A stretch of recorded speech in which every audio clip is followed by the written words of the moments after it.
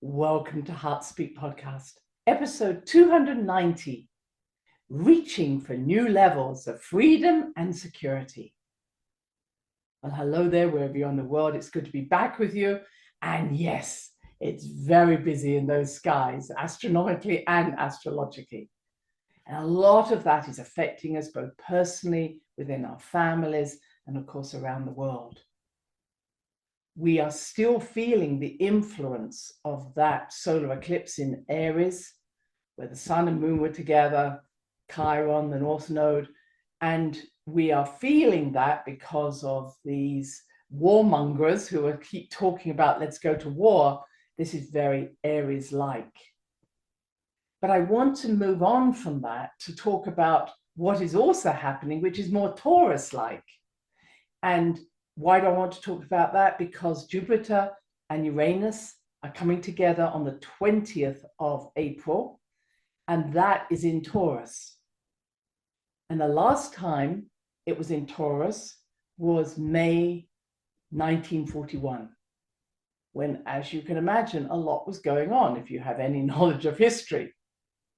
Now, at the same time, we have Passover coming, starting on the 22nd of April, I believe, and moving forward for the next 6, 7, 8 nights. Apologies if I'm not completely accurate on that.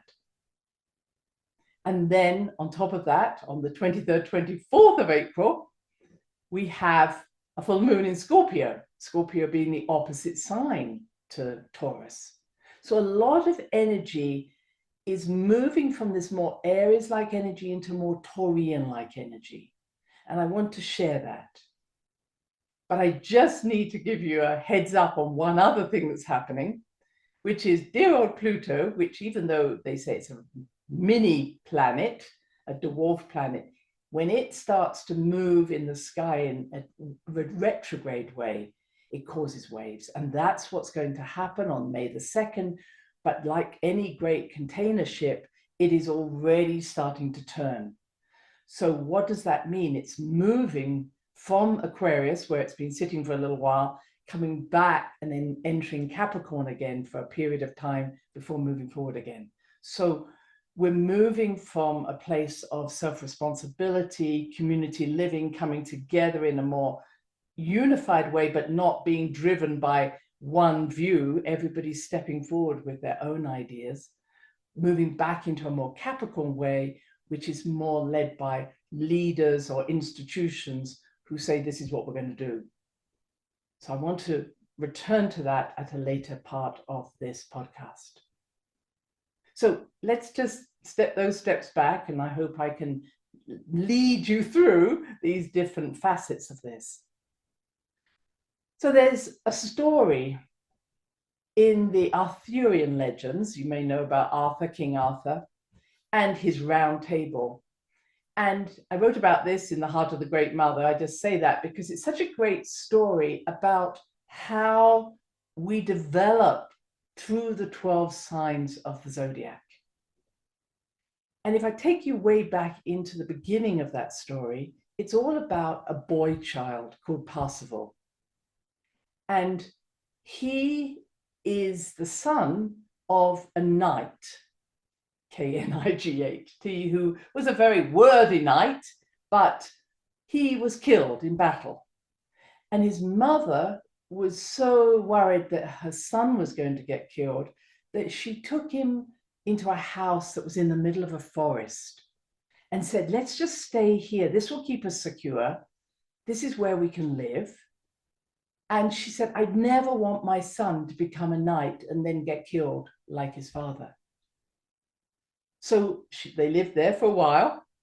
And then one day, Percival goes out into the forest and he sees these 3 men dressed in armor on wonderful horses.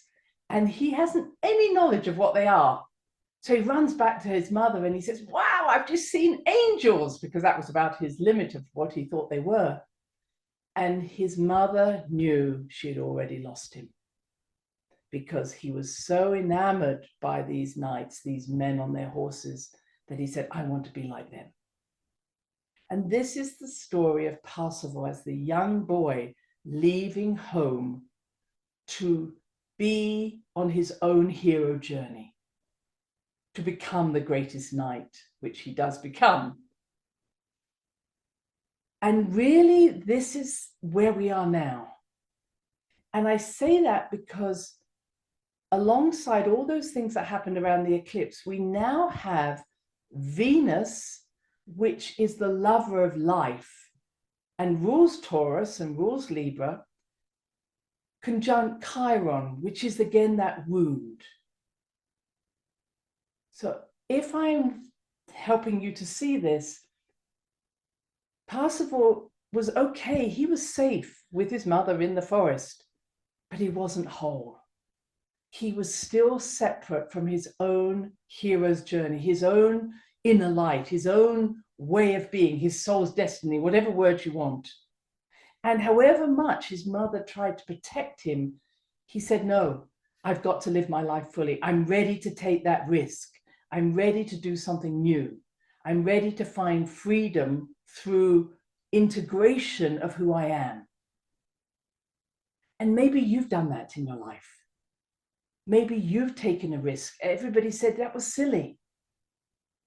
And I've told these stories before, but I remember making a decision to leave general practice. And the decision was really made for me because my lovely administrator said, here's some extra money. And I said to her, I don't need more money, I need a life. And I realized that that's that Passover decision. It's not the security of having the money or living in a forest or knowing my mother loves me, etc., etc. My security comes from stepping more fully into who I am. And from the wounded point of view, anywhere I'm separated from who I am not secure. Does that make sense? So my security comes by finding myself, by integrating myself, by acceptance of myself. It is from an inner journey to an outer journey that then gets brought back into my inner journey. It's not from things or people can make me safe. Money can't make me safe. So taking that risk is important. And you may have done something very similar, left something, and everybody said, you're crazy. And I also have mentioned before that when I made that decision to give up, a job, and everybody said, what are you going to do? I said, I don't know what I'm going to do, but I know what I don't want to do anymore. I had several people, mainly men, I have to say, who said, how can you afford to do that? And I thought, I wasn't even talking about money. It wasn't like, oh, I'm worried. I said, no, why are you bringing me or projecting onto me your issues about leaving something? And it was when I said to one of them, I can't afford not to do it. Now, I was never asked again that question, because this was more about my journey, the importance of me being the adventurer, me being the innovator, me leaving something that was secure and stepping out into the world like Passover did. So as Venus and Chiron are coming together, she's asking, are you loving life? Are you enjoying life? Are you full of your life? Often Venus is seen as love, but it's more than that, the love of life. And that love of life is not just doing things that you fancy, it's living your truth, living and expressing who you are. And to me, that's what is happening now for all of us. I'm healing the wound of separation from myself. Okay, I am saying I need to find myself in order to become whole. And that's the Passover story. It's a great story. Now, at the same time, we have Passover, as I mentioned. And Passover is a very special time for anybody who follows the Judaic or the Jewish ways. And I have just been instructed, thank you, Fran, on what it means to have that Seder plate and what it means to eat the certain foods on that day, on that evening, I should say. Now, the Israelites were escaping Egypt, but they were escaping slavery in Egypt, slavery by the pharaohs. And they made that decision to leave. And they left before the bread could rise. So they left with the unleavened bread, and that's why they eat matzah bread at this time, because they left in such a hurry that they couldn't wait till the bread rose. And I think the symbolism of that, beyond that story, is what are you waiting for? What are you waiting for to change before you leave? And what are you hoping for before you make a decision? When I have enough. And that takes me, I'm going to come back to the Passover, but it takes me to the throat chakra, which is ruled by Taurus. And I love the throat chakra, but wherever I go in the world, I meet the throat chakra issues. And the biggest issues of the throat chakra are excuses, or asking lots of questions, or saying, you don't understand, let me explain to you why it is happening, which is like an excuse, explaining yourself. So this idea of leaving behind something and not saying to yourself, well, I'll do this when I have enough money, or when the children leave home, or when this has happened, or when my so-and-so husband, wife change, then I'll do it. That's the Taurian energy. That's the throat chakra energy. We talk ourselves out of something, but in truth, we're saying, phew, that person nearly made me change, but now I feel secure in my misery. I feel secure in my stories that I tell myself. I feel secure in the beliefs I have. Oh, it's easy for you to say that, but you don't have blah, blah, blah. Well, let me tell you why I can't do that. Or the classic, well, how am I going to do it? That's throat chakra. Give me 10 books I can read so I can learn how to leave. And it isn't about someone else's journey, even though I share my own. This is about you taking that risk to find new realms of freedom, and not allowing that brain to get in there and give you all the reasons why it's not going to happen. Because the mental body is associated with the throat chakra.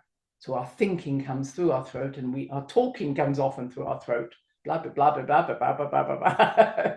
When our body is saying, leave, isn't it? Our body, and I often see that obviously in illness, where people say, my body is telling me I have to do something different. Your mind might say, yes, but let me tell you all the reasons why you shouldn't. So it's really body-centered, Taurus-centered body. I mean, Taurus rules the body, rules the nature, and it's not about the mind, even though the mind often jumps in to try and give the Taurus the security it wants. Let me tell you 10 reasons why this isn't going to happen. So then we come back to the Passover and the lovely stories. And again, apologies if I'm not totally accurate, that you have a beautiful plate with 6 different sections in it. And if I remember some of them, the hard-boiled egg, which represents the perpetuity of life, the new life that's out there, the lamb shank, although I don't think that goes into the plate, I might be wrong, representing the arm of God reaching out to you, the trust that you need, the bitter herbs. It might be horseradish, which represents the pain, the suffering of slavery, the fruit and the nuts that represent the mortar that the Pharaoh expected you to apply to build a pyramid, etc. And another, I'm thinking it's more like a piece of celery and salt water, which represents both the tears that you're shedding, but also the way in which you feel that you've been held back in your slavery. I hope I've represented most of those things. But the idea really was, this is a time to leave. This is a time to go for new life. This is a time to trust the arm of God. This is a time to trust the perpetuity of creation, that things will move on if we're willing to just let go. And I ask all of us is, where are we slaves? Where are we slaving away for something? And I speak about this because the slavery may give a sense of security. And again, I'm not talking about the Israelites, I'm talking about our own sense. Hey, it's okay that I don't feel free to be myself, because at least I feel safe. I have a job, what we call the golden handcuffs. Yeah, I can't do what I want to do, but hey, I have money at the end of this job. Where are we enslaved? Where are we encamped or giving away our power in order to feel safe? Who do we give our power to? And I think as Pluto starts to come back, we're coming back, she's going to come back into Capricorn again. And we're literally seeing at this time that all the institutions that we thought gave us security, the banks, the politicians, the school system, the religions, post office in Britain, all these institutions are falling apart. Not necessarily physically, in other words, they're going to continue, but what we thought was a secure, reliable, trustworthy system, the flaws are showing, the secrets are coming out. And this is being enhanced by this Scorpionic full moon that says, let's look at the money that's being paid to people to do a certain thing. Let's look at the way money is not being sent to the right people. Let's look at who's actually benefiting from this, and are we? And so a lot of what's going on out in the outer world, you might say, yes, they're bringing me security because they're going to give me this particular drug, or they're going to give me this particular money, or but this is a false security, my friends. Maybe especially if it's one based on polarities. Oh yeah, let's go against those other people because they're the bad ones. They're going to upset my security. Yeah, let's change the climate just in case I'm not secure. We can never be secure enough from things which are natural and things that are outside us. So what brings you security? Is it the things I've mentioned? Money, food, they're all important. But at the end of the day, are they filling you with a sense of prosperity and freedom, or are they enslaving you? And because Taurus is also associated, as I say, with the mental body, it's often our thoughts that cause us to believe that's giving us security. So it can be, well, as long as, then I'm secure. So what are we putting energy into or money into that for the sake of security? Were we doing rituals or following a particular diet or following a different plan, a particular plan, just in case? Because you can't hold back what's going to happen. And it's not happening directly to you. It's nobody's against you, but it's saying that which you believed was giving you outer security often has to collapse in order for us to experience inner security. We often have to find that the walls that we thought we'd built around ourselves are actually keeping us small. And when those walls break down, people don't do what we thought they were going to do. Leaders don't live up to our expectations. We get disappointed. We feel let down. People don't do, or things don't happen the way we thought. It's actually good. This is Pluto saying, let me break down your walls. Let me break down your beliefs, because they are false security that's keeping you small. So this particular aspect of the conjunction between Jupiter and Uranus is saying time to break out, but also time to find an inner security through your connections to your heart, connections to yourself, connections to your body. That's why I talk so much about connecting to the body, to nature. You might just think, oh, she's out there. But the more we connect to an inner truth, an inner body, our deep emotions, and trust them, the more we free ourselves up from being slaves to other people's emotions, approval, whatever it is. Where are we prostituting ourselves? Please be my friend. Please give me approval. Please like me. Please, whatever all of that is never going to be enough.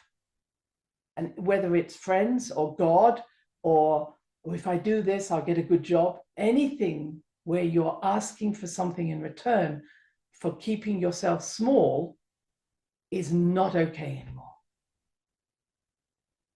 You come from that place of stepping out like Passover did, stepping out and being your own hero, moving forward, and leaving behind this mother energy that is represented by, a loving mother, but one who was going to deprive you of life.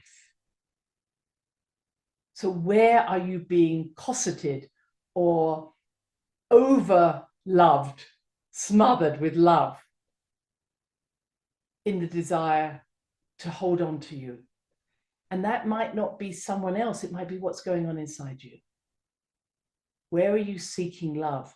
But that love is so costly and so toxic.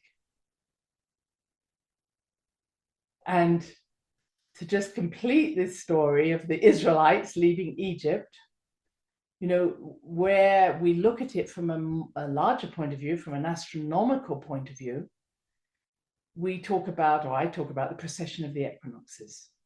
If you know anything about that, the pole of the center of the earth, north-south pole that goes through the center of the earth and around which the earth rotates, is called the North and South Pole, the real geographic North and South Pole. And over time, because there's a wobble of the earth on her axis going in the opposite direction to the spin of the earth, over 26,000 years, the pole moves through each of the signs of the zodiac. And if you want to know more, go into the heart of the Great Mother. So what's happening in that time of the Israelites leaving Egypt was that they were moving from the more Taurian energy that was really around the time of Abraham and before, and moving into the Aries energy. Now, if you don't know, we're in the ends of the Piscean age. We haven't yet moved into the Aquarian age. But if we just go back there, the age of Taurus, which is the age of the cow. Everybody tells me it's the bull. It's not, it's the cow. She had horns. She is Hathor. She is Isis.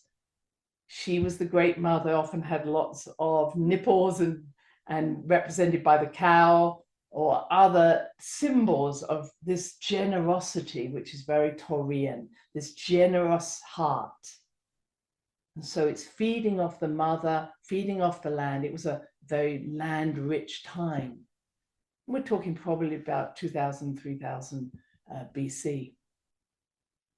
But the story of the Israelites leaving Egypt was they didn't feel rich. They didn't feel looked after by the pharaohs.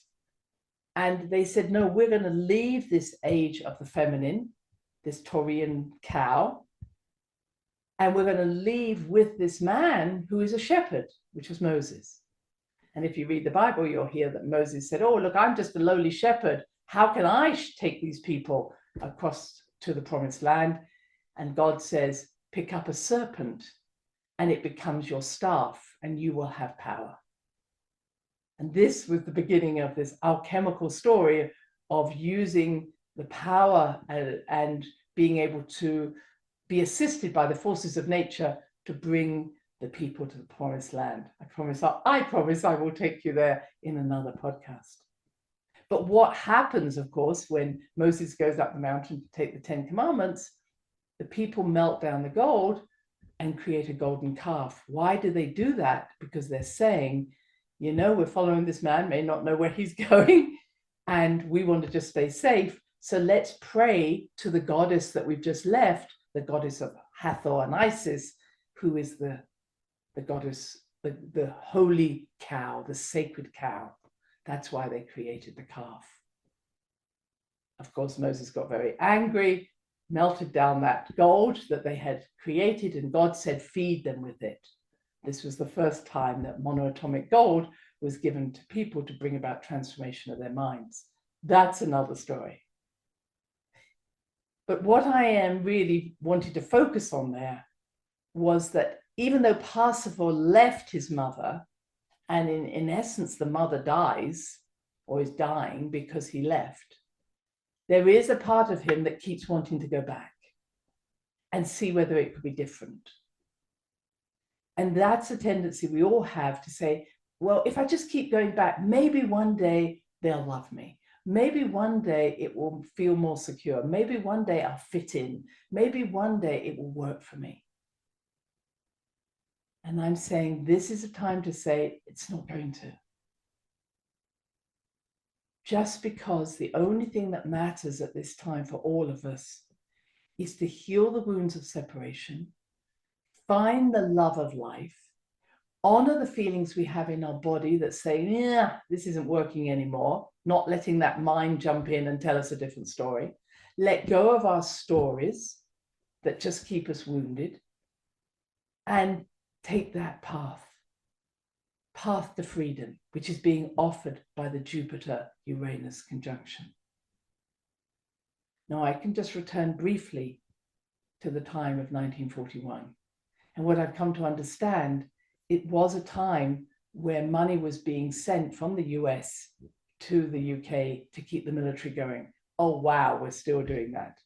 It was also a time, apparently, when people were coming together to decide how they were going to give up or separate the different countries and each take a piece of the land. That is, of course, what's happening as well. Who owns the land? Who owns the money? How can we keep this flow? It wasn't a good time. But it was also interesting. It was a time where the people in Britain actually were able to break the Enigma code. And the Enigma code, if you saw the film with Tooling in it, it very much was about breaking a code, seeing things in a new way, getting an upper hand. Now, again, I'm not suggesting that it was good or bad that this happened. I'm saying I think this is a time for a breakthrough. I think we're breaking the code, breaking the matrix. And we are saying, hang on a minute, this isn't giving me security. Living in this small room, this box, within this bubble, yes, it feels safe, but I don't want to feel that type of safety anymore. If I have a fear of dying, I have to remind myself I'm going to die anyway. So let's go beyond that. If I have a fear of being alone, we're probably alone at this moment because we just don't fit in. If we have a fear of being abandoned, we probably are abandoning ourselves. So this is a time to say, I'm breaking the code. I'm breaking the matrix that I've lived in with false accounting, and I'm willing to spread my wings and fly.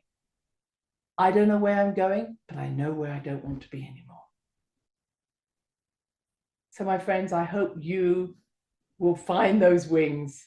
It's okay if you don't know the answers, but once you feel in your heart that this is the right thing to do, and you make that first step on the ladder on the road, I can tell you, you're never going to be alone. Because once we make those decisions, we start to draw in towards us those beings from both this planet and beyond who say, yes, I will journey with you because you are part of me and I am part of you. Together, we will create a new and exciting world where all experience a sense of inner peace, inner security, and freedom. Until next time, bye-bye.